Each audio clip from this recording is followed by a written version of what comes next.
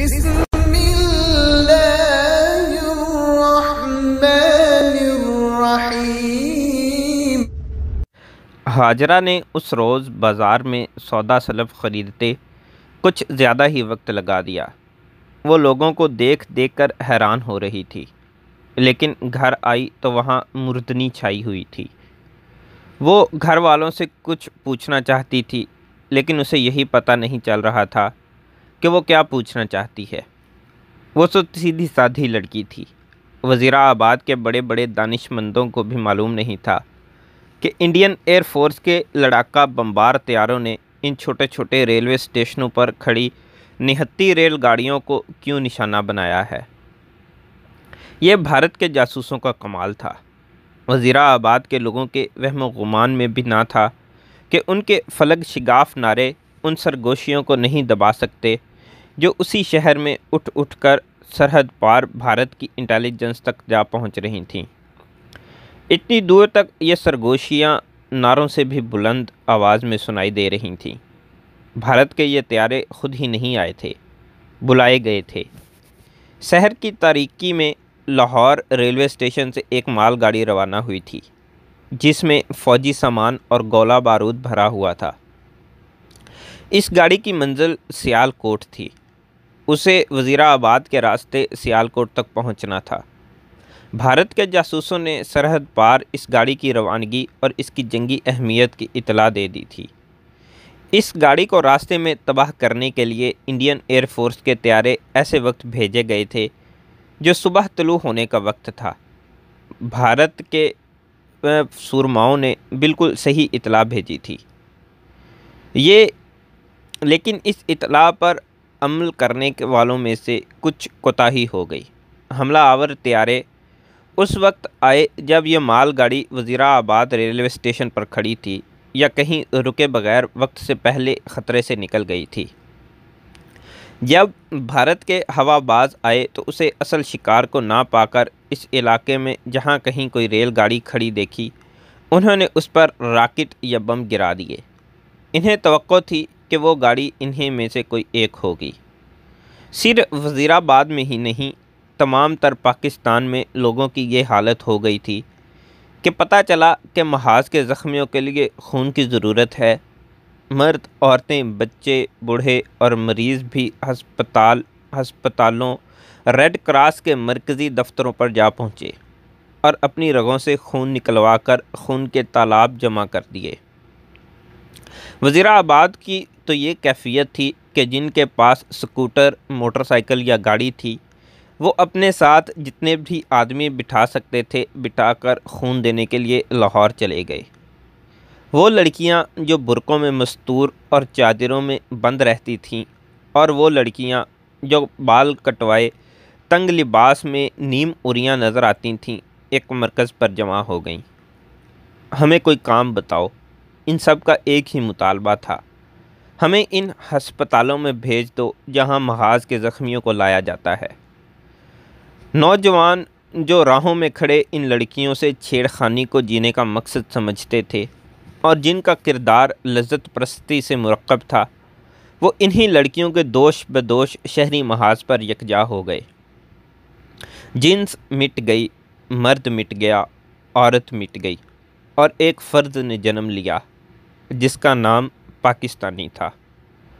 تمام تر جذبات اور احساسات انڈین ایئر فورس کے پہلے حملے سے ایمان کی بھٹی میں پگھل کر ایک نئے سانچے میں ڈھل گئے جسے جذبہ حریت کہتے ہیں۔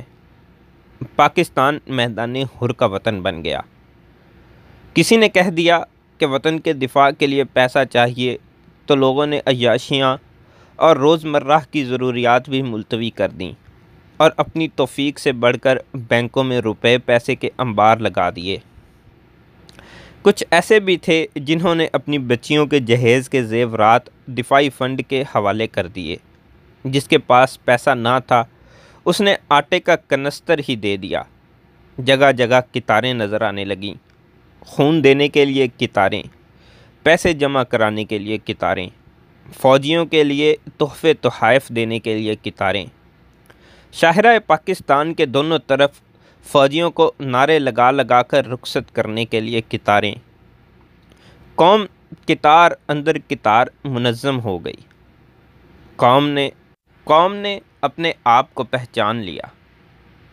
شام سے کچھ پہلے ہاجرہ کو بازار جانا پڑا۔ یہ تو وہ 3-4 دنوں سے دیکھ رہی تھی کہ اسے چھیڑنے والے اس سے بیگانہ ہو گئے تھے۔ اس نے ایک اور انقلاب دیکھا۔ کہیں سے کسی فلمی گیت کی آواز نہیں آ رہی تھی۔ پنواڑی کی دکان کے سامنے سے گزری تو اسے اس کے ریڈیو سے ہاجرہ کو جو جوشیلا ترانہ سنائی دیا، اے مرد مجاہد جاگ ذرا، اب وقت شہادت ہے آیا، اللہ اکبر اللہ اکبر۔ وہ جدھر بھی گئی اسے جنگی ترانے سنائی دیے۔ وہ ایک گلی سے گزر رہی تھی تو عام سی قسم کی 3-4 عورتیں کھڑی باتیں کر رہی تھیں۔ ہاجرہ ان کے قریب سے گزری تو ایک عورت کہہ رہی تھی، ہم بے غیرت تو نہیں، ہندو کافروں کی بوٹی بوٹی کر دیں گی، ہم نے بیٹے گلیوں میں آوارہ پھرنے کے لیے تو نہیں جنے، ایک عورت نے کہا۔ ہاجرہ کے جسم نے جھرجھری لی اور اس نے محسوس کیا کہ اس کا دل غیر قدرتی سی چال سے دھڑک رہا ہے۔ وہ بھی کچھ کہنا چاہتی تھی، اس کے ذہن میں انوکھی انوکھی باتیں آ رہی تھیں، لیکن اسے بات کرنے کا سلیقہ نہیں آتا تھا۔ اس نے اپنے اندر بے چینی محسوس کی اور وہ آگے بڑھ گئی۔ ہاجرہ آگے گئی۔ 2 نوجوان لڑکے آ رہے تھے، ان کے ہاتھوں میں بالٹیاں اور بیلچے تھے۔ اسے چھیڑنے والوں کی فہرست میں یہ دونوں نوجوان شامل تھے۔ یہ اکثر کہا کرتے تھے کہ یہ لڑکی گونگی ہے۔ ہاجرہ انہیں دیکھ کر ایک طرف ہو گئی۔ اسے توقع نہیں تھی کہ ان دونوں میں سے کوئی تبدیلی آئی ہوگی، لیکن وہ اس طرح اس کے قریب سے گزر گئے جیسے انہوں نے اسے دیکھا ہی نہ ہو۔ ان دونوں کے قدموں میں تیزی اور چہروں پر ایسا تاثر تھا جیسے ان کے گھروں کو آگ لگ گئی ہو۔ ان کے پیچھے پیچھے 3 اور لڑکے جیسے نوجوان تھے دوڑتے آئے۔ دونوں نے ایک سٹریچر پکڑ رکھا تھا اور تیسرے کے پاس ایک بکس تھا۔ ہاجرہ انہیں بھی اچھی طرح پہچانتی تھی اور دل ہی دل میں انہیں گالیاں دیا کرتی تھی، مگر آج یہ لڑکے اسے اتنے پیارے لگے کہ وہ انہیں روک کر 2-4 باتیں کرنا چاہتی تھی۔ ایک اور لڑکا دوڑا آیا۔ ایک آدمی نے اس سے پوچھا کہ وہ کہاں جا رہا ہے۔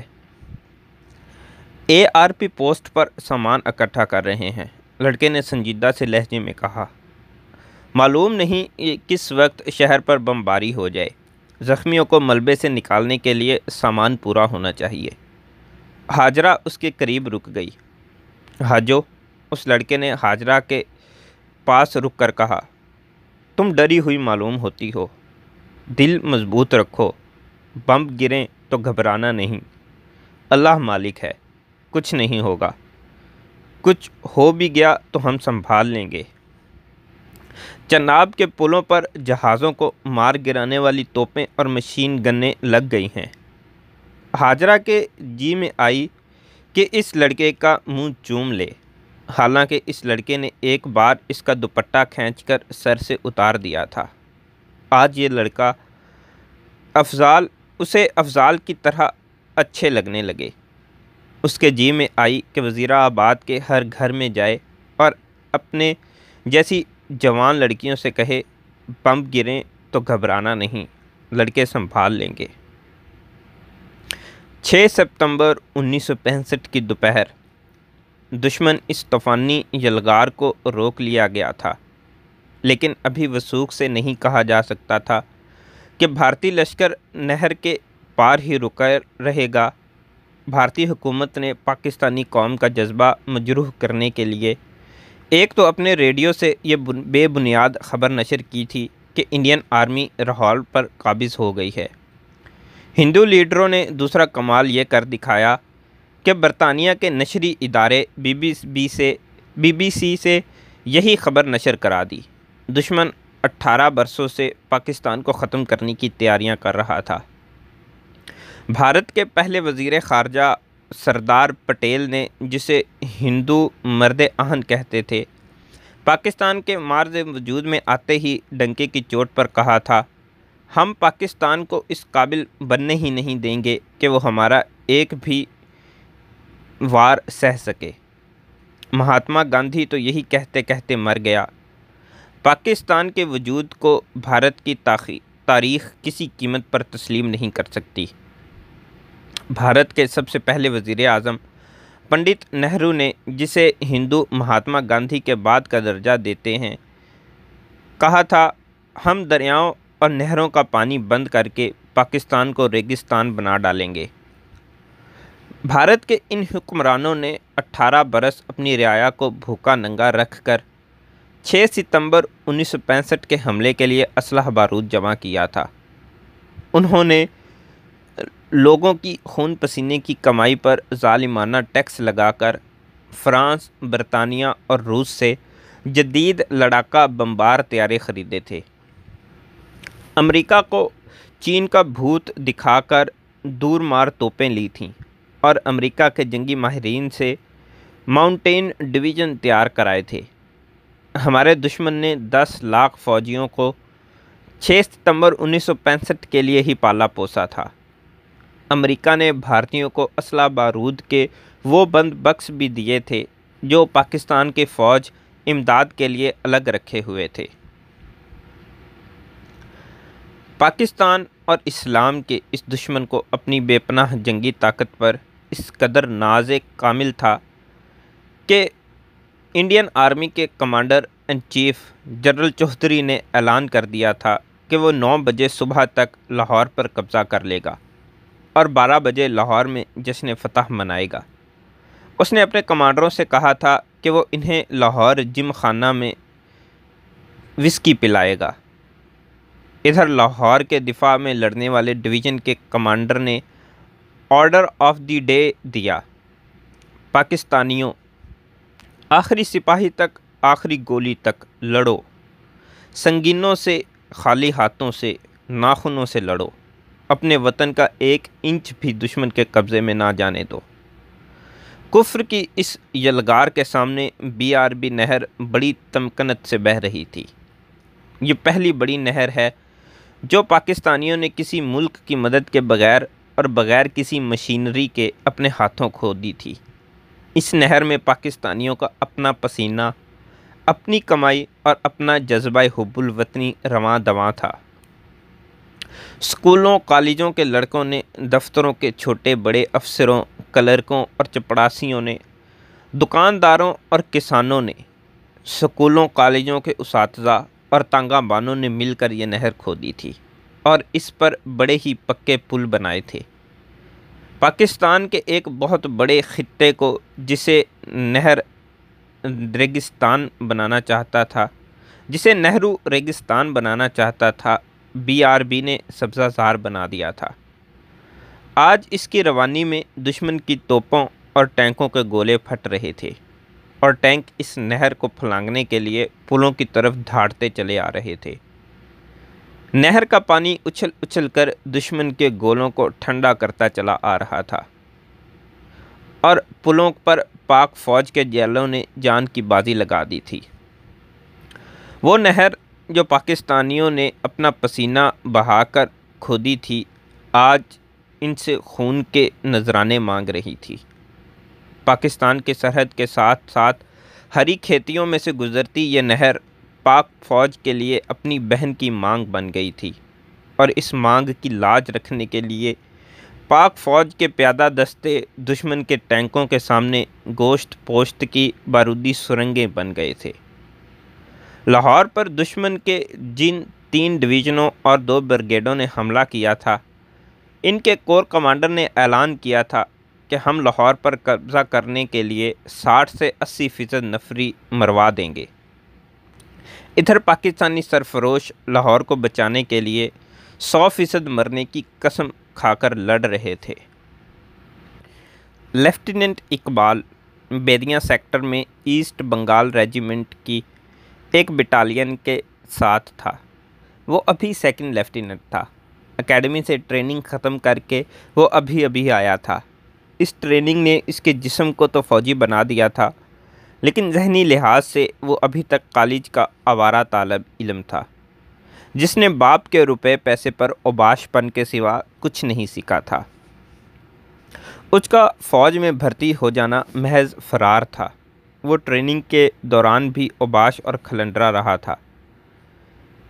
ان آرمڈ کیبنٹ بے ہتھیار لڑائی اور بیونٹ فائٹنگ سنگین بازی کا انسٹرکٹر اسے اکثر کہا کرتا تھا، مسٹر سپاہی گیری تمہارے بس کی بات نہیں، یہیں سے گھر چلے جاؤ اور کسی سینما میں گیٹ کیپری کر لو، تنخواہ بھی مل جایا کرے گی اور دن میں 3 شو مفت دیکھ لیا کرو گے۔ تمہیں نہ اپنے جسم پر کنٹرول ہے نہ دماغ پر، اور چلے آئے ہو لیفٹیننٹ بننے۔ تم تو 4 لانگریوں کی بھی کمانڈ نہ کر سکو گے۔ کہیں جنگ میں جانا پڑا تو دشمن کے پہلے ہی شیل کے دھماکے سے اپنا نام نمبر بھی بھول جاؤ گے۔ اقبال اس طرح کی لان دان اور ڈان ٹپٹ خندہ پیشانی سے برداشت کر لیا کرتا تھا۔ اس نے پاس آؤٹ ہونے کا تہیہ کر رکھا تھا۔ اسے معلوم تھا کہ ادھر سے نکالا گیا تو اور کیا کرے گا۔ وہ کسی جذبے سے فوج میں بھرتی نہیں ہوا تھا۔ وہ گیا ہی لیفٹیننٹ بننے تھا، اور وہ لیفٹیننٹ بن کر ایسٹ بنگال ریجیمنٹ میں آ گیا، اور وہ سیکنڈ لیفٹیننٹ کیا بنا، شہزادہ بن گیا۔ وہ فوجی کم اور افسر زیادہ تھا۔ پوری کی پوری بٹالین مشرقی پاکستان کے بنگالیوں کی تھی، جس میں اقبال کے علاوہ 3-4 اور افسر مغربی پاکستان کے رہنے والے تھے۔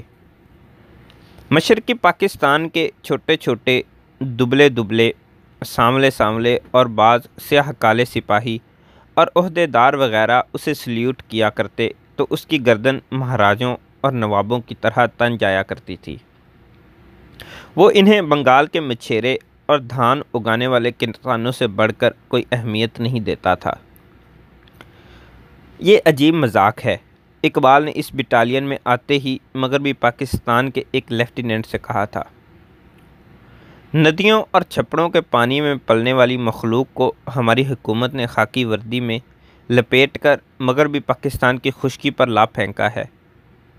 وقت پڑا تو اس بٹالین کی حفاظت کے لیے ہمیں پنجاب ریجیمنٹ کی 2 پلٹنیں ساتھ بھیجنی پڑیں گی۔ زبان بند رکھو یار، اس پنجابی لیفٹیننٹ نے اقبال سے کہا۔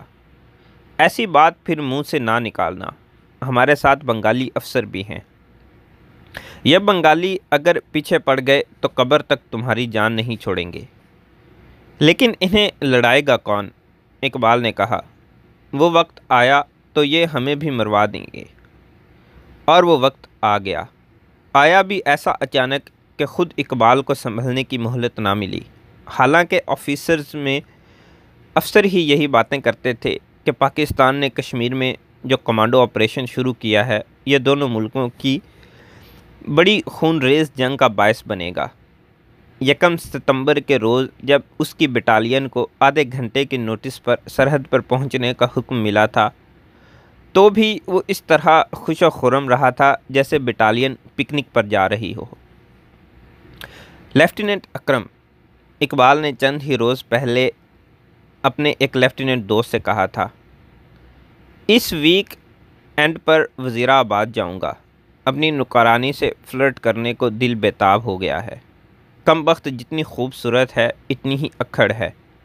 اور اس نے اس لیفٹیننٹ کو ہاجرہ کے حسن و شباب کی ایسی تفصیلات سنائی تھیں کہ اس کا دوست تڑپ اٹھا تھا۔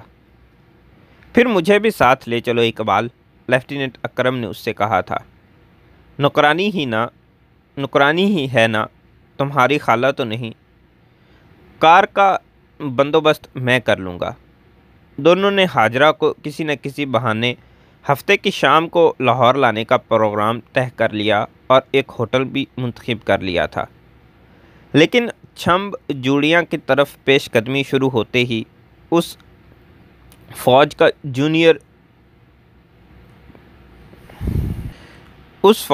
جو بیرکوں میں تھی، بیرکوں سے تھوڑی ہی دیر کے لیے بھی غیر حاضر ہونا بند کر دیا گیا تھا۔ بلیک آؤٹ کی تاریکی بہت گہری تھی۔ شام کے کھانے کے بعد اقبال کے باپ نے ہاجرہ کو اپنے کمرے میں بلایا۔ دروازوں، کھڑکیوں اور روشن دانوں کے شیشوں پر سیاہ کاغذ چڑھا ہوا تھا۔ پھر بھی اقبال کے باپ نے بلب نہ جلایا۔ اس نے ایک موم بتی جلا کر کمرے میں رکھی ہوئی تھی۔ بیٹھو حاجرہ، اقبال کے باپ نے حاجرہ کو چارپائی بٹھا کر مشفقانہ لہجے میں کہا۔ ہم نے تمہیں کبھی نوکرانی نہیں سمجھا، تم ہماری عزت ہو اور اس گھر کی عزت تمہاری عزت ہے۔ وہ بولتے بولتے چپ ہو گیا اور اس نے سر جھکا لیا۔ حاجرہ اس کے منہ کی طرف دیکھتی رہی۔ اقبال کے باپ نے سر اٹھا کر حاجرہ کو سر سے پاؤں تک دیکھا۔ صاحب جی، حاجرہ نے مسکین سے لہجے سے پوچھا، مجھ سے کوئی غلطی ہو گئی ہے؟ ہاں حاجرہ، اقبال کے باپ نے کہا، میں حیران ہوں کہ تم جیسی شریف لڑکی ایسی غلطی کیوں کر رہی ہے۔ مجھے بتاؤ نا صاحب جی۔ حاجرہ کے لہجے میں ایسا انکسار تھا جیسے وہ ابھی رو پڑے گی۔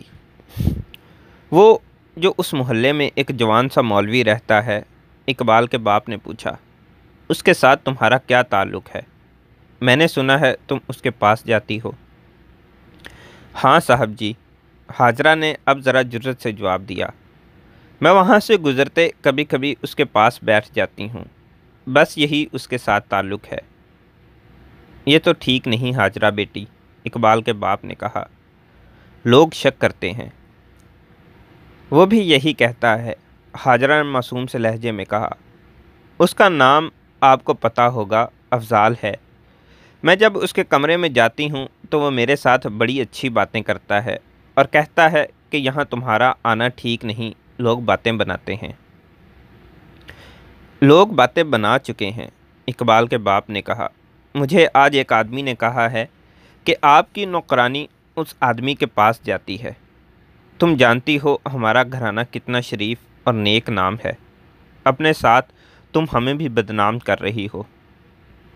اچھا یہ بتاؤ کہ اس نے خود تمہیں بلایا تھا یا تم اپنے آپ ہی اس کے کمرے میں چلی گئی تھیں؟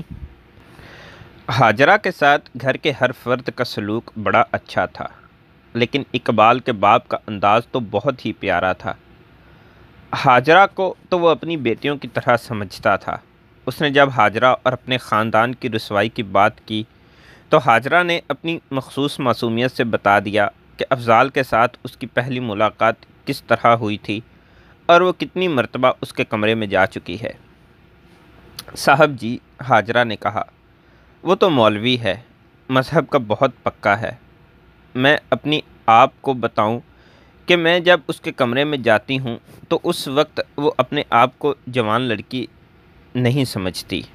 آپ کہتے ہیں کہ یہ بری بات ہے تو میں اس کے پاس نہیں جایا کروں گی، اس راستے سے گزرنا ہی چھوڑ دوں گی، لیکن ایک بات ضرور کہوں گی کہ جو باتیں لوگ کرتے ہیں وہ میں نے کبھی سوچی ہی نہیں۔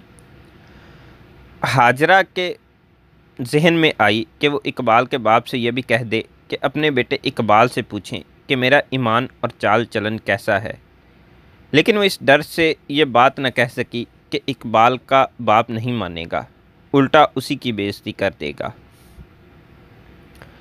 اقبال کا باپ حاجرہ کو پیار سے سمجھانا چاہتا تھا کہ جسے وہ غلطی نہیں سمجھتی وہ بہت بڑی غلطی ہے، لیکن اس کی بات ابھی منہ میں ہی تھی کہ اقبال کی ماں اور اس کی دونوں بہنیں کمرے میں آئیں، اس طرح آئیں جس طرح بھارت نے پاکستان پر حملہ کیا تھا۔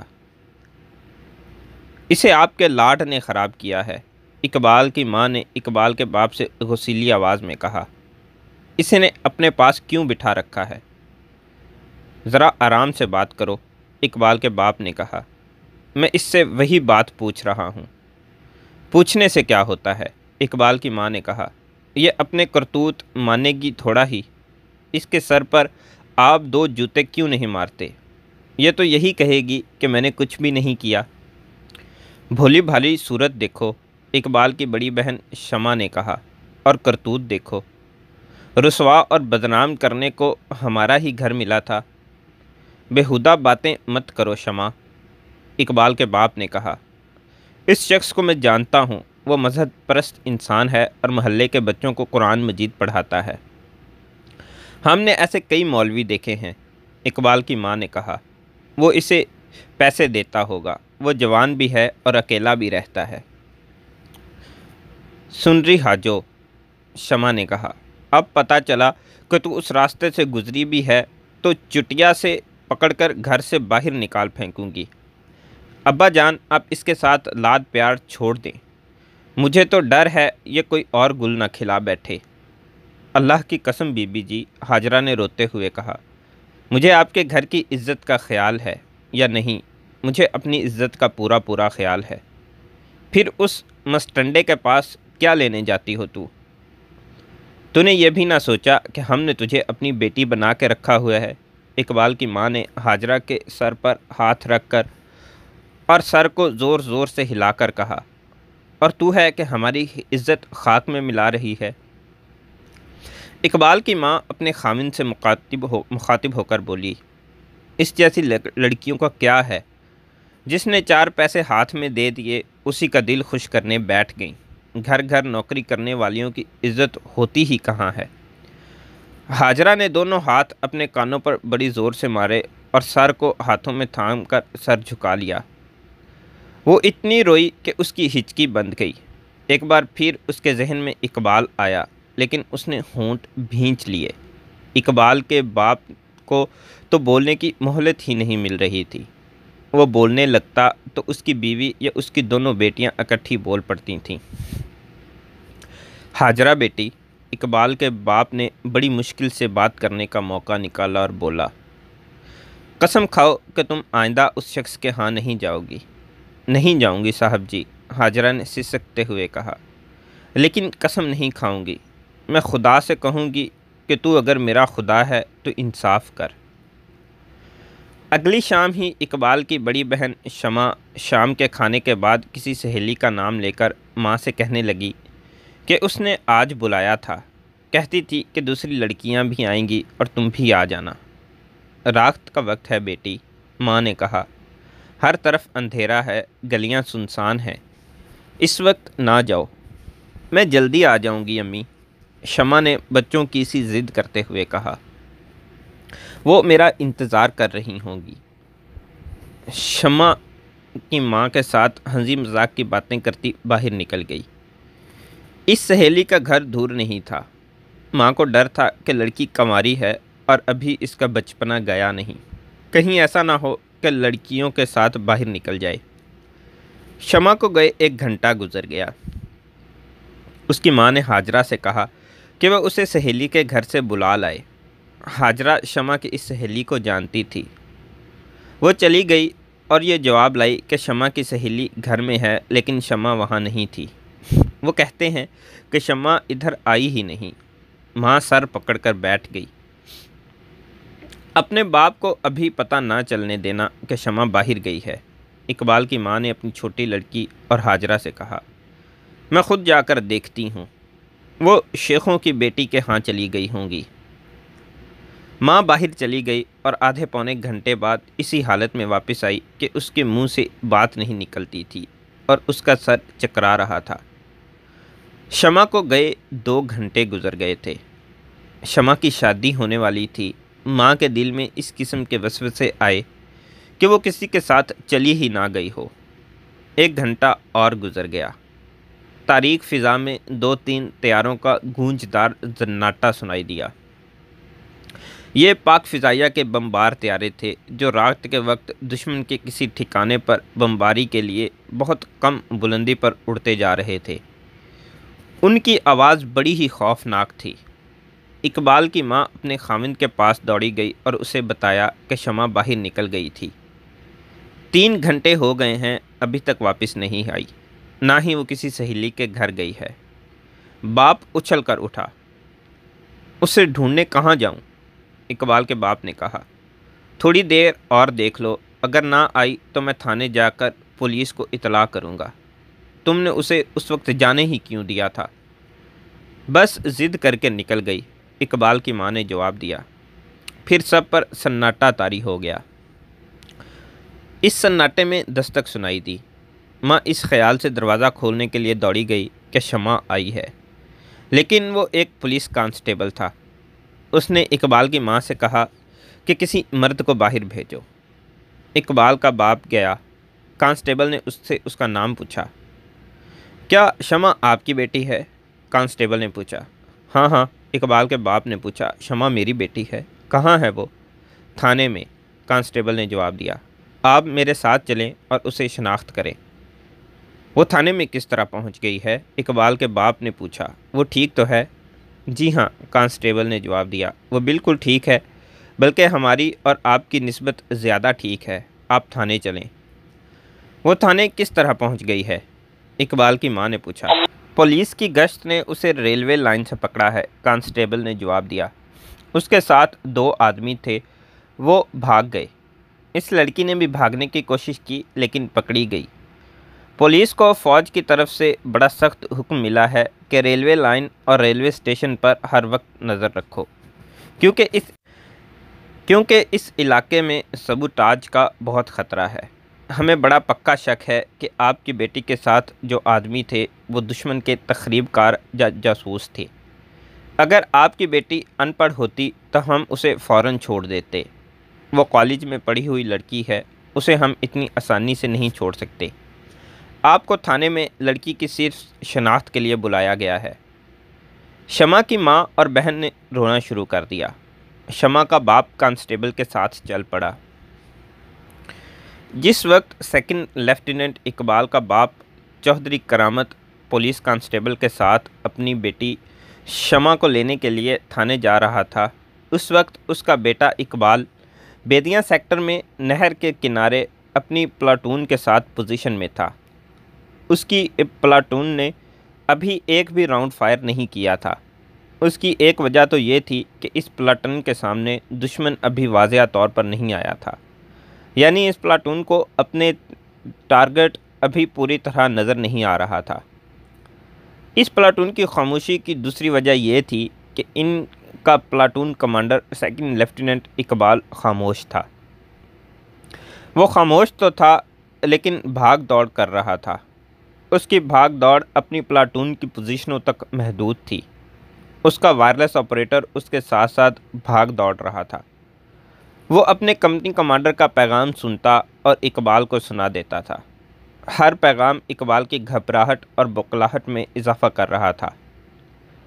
سیکنڈ لیفٹیننٹ اقبال کی پلاٹون کا نائب صوبیدار عبدالحق کچھ دیر اس کے ساتھ رہا تھا اور اس کا منہ دیکھتا رہا تھا۔ وہ آخر اپنی پلاٹون کے پاس چلا گیا اور اس نے پلاٹون حوالدار سے کہا کہ یہ پنجابی چھوکرا پلاٹون کو مروائے گا۔ فکر نہیں صاحب، بنگالی حوالدار نے نائب صوبیدار بدرالحق سے بنگالی زبان میں کہا۔ ہم اس چھوکرے کے حکم کا انتظار نہیں کریں گے۔ پنجاب کا ڈیفنس ہماری ذمہ داری ہے۔ ہم یہ نہیں کہلوانا چاہتے کہ بنگالیوں نے پنجاب کا ڈیفنس نہیں کیا۔ ہماری نظر دشمن پر ہے۔ ہماری نظر دشمن پر ہے صاحب۔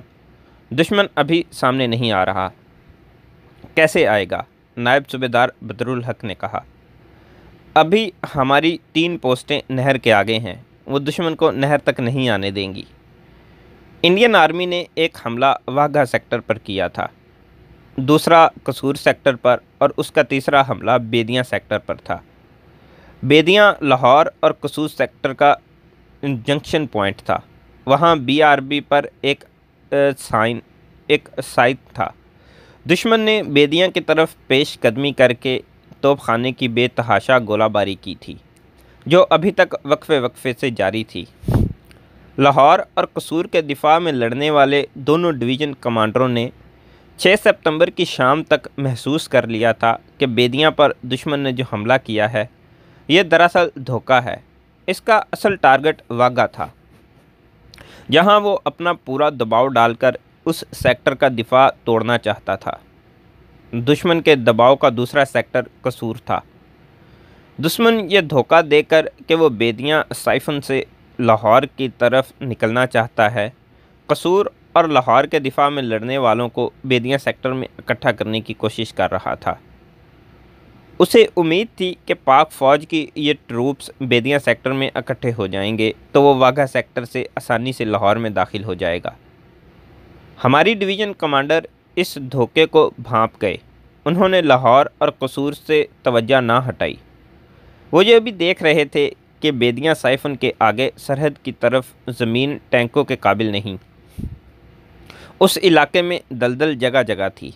وہ جانتے تھے کہ دشمن اتنا احمق نہیں ہو سکتا کہ وہ اپنے ٹینک باغ ڈاؤن کرانے کے لیے بیدیاں سائفن کی طرف لے آئے۔ اس کے باوجود بیدیاں کے دفاع میں کوئی کسر رہنے نہیں دی گئی تھی۔ بیدیاں سائفن کے دفاع کے لیے جو نفری مورچہ بند تھی وہ بہت تھوڑی تھی۔ بے شک یہ دھوکہ ہی تھا، لیکن دشمن بیدیاں کے لیے 2 ڈویژن لایا تھا، جنہیں ٹینک ریجیمنٹوں کی اور کم و بیش 500 چھوٹی بڑی توپوں کی مدد حاصل تھی۔ ایسٹ بنگال ریجیمنٹ سائفن کے دفاع میں مورچہ بند تھی۔ 6 ستمبر کا دن گزر گیا تھا، رات گزرتی جا رہی تھی۔ سیکنڈ لیفٹیننٹ اقبال کی پلاٹون نے ایک بھی راؤنڈ فائر نہیں کیا تھا، جس سے دفاع میں کوئی فرق نہیں پڑا تھا۔ فرق نہ پڑنے کی وجہ یہ تھی کہ سائفن سے آگے یہی سرحد اور BRB کے درمیان اس ایسٹ بنگال ریجیمنٹ کی 2-3 پوسٹیں تھیں۔ ایسٹ بنگال ریجیمنٹ میں تمام نفری بنگالیوں کی تھی، چند ایک افسر غیر بنگالی تھے۔ انہی بنگالیوں کے متعلق لیفٹیننٹ اقبال نے کہا تھا کہ مچھلی اور چاول کھانے والے یہ مچھیرے سوائے بھاگنے کے کچھ نہیں کر سکیں گے۔ اقبال ہی نہیں، پاک فوج میں اکثر لوگوں کی رائے کچھ ایسی ہی تھی کہ بنگالی پنجابیوں اور پٹھانوں کے اس جوش و خروش سے نہیں لڑ سکیں گے۔ وہ دلیل یہ دیتے تھے کہ بنگالی لڑنے والے ہوتے تو انگریز ان کی ریجیمنٹیں ضرور بناتے۔ انگریزوں نے دوسری جنگ عظیم میں ایسے آدمیوں کو بھی بھرتی کر لیا تھا جو طبی لحاظ سے اگلے مورچوں میں لڑنے کے قابل ہی نہیں تھے، لیکن انہوں نے بنگالیوں کو انفینٹری اور ٹینک ریجیمنٹوں میں بھرتی نہیں کیا تھا۔ فوج میں جو بنگالی بھرتی کیے گئے تھے، انہیں دفتروں میں یا سپلائی کور میں لگایا گیا تھا۔ اس طرح بنگالی صرف ہیڈ کوارٹروں میں رہتے تھے۔ بنگالیوں کو پہلی بار پاکستان کے معرض وجود میں آنے کے بعد انفینٹری کے لیے بھرتی کیا گیا اور ان کی الگ ریجیمنٹ کھڑی کی گئی، جس میں 4-5 پلٹنیں تھیں۔ اس ریجیمنٹ کو ایسٹ بنگال ریجیمنٹ کہا گیا۔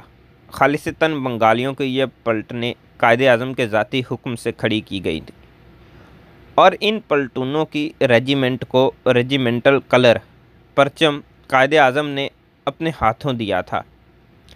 اس موقع پر قائد اعظم نے کہا تھا کہ بنگالی پنجابیوں اور پٹھانوں کی طرح جنگجو ہیں، اور یہ بھی اسلام کی انہی عسکری روایات کے امین ہیں جن کے پنجابی اور پٹھان ہیں۔